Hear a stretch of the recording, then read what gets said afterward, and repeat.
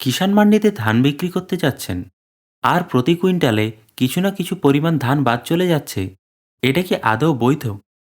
আবার কিষাণ মান্ডিতে যখন আপনি ধান বিক্রি করতে যাচ্ছেন, তখন ভিজে ধান বলে আপনার ধানটি রিজেক্ট করে দেওয়া হচ্ছে। এক্ষেত্রে ঠিক কতটা পরিমাণ ধান ভিজে থাকলে ধান রিজেক্ট করে দেওয়া হয়? আবার নাকি কৃষক বাজারে সরু ধান নেওয়া হচ্ছে না? আবার কৃষক বাজারে ধান বিক্রি করার সময় যিনি জমির মালিক তাকেই কি উপস্থিত থাকতে হবে, না বাড়ির অন্য কেউ গেলেও হবে? এই সকল প্রশ্নের উত্তর যখনই আপনি খুঁজছেন, তখন আপনি শুনছেন নানা মুনির নানা মত। আপনার এই সমস্ত প্রশ্নের সঠিক উত্তরটি পেতে আপনি ই প্যাডি ওয়েবসাইটে আসুন। এখানে ওপরে আপনি দেখতে পাচ্ছেন এফএকিউ একটি অপশন রয়েছে। এখানে ক্লিক করুন। তারপর এখানে এফএকিউ ফর ফার্মার্স এই অপশনটিতে ক্লিক করুন। এখানে বলে রাখি, এখানে যে এফএকিউ ফাইলটা আপনি দেখতে পাচ্ছেন, এটা 2024-25 সিজনের, কিন্তু 25-26-এর জন্য এখনও পর্যন্ত ওয়েবসাইটে এটি রয়েছে।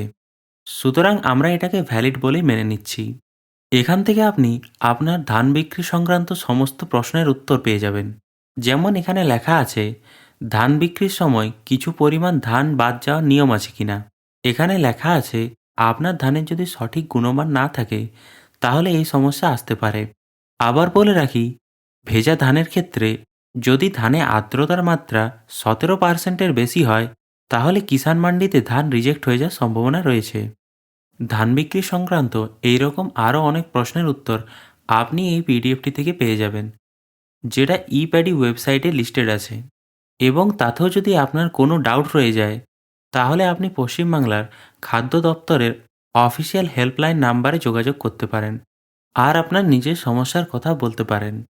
ইনফরমেশনটি নতুন লাগলে আপনি আপনার ফর্ম বন্ধুকে সাবস্ক্রাইব করুন। ভিডিওটি দেখার জন্য ধন্যবাদ।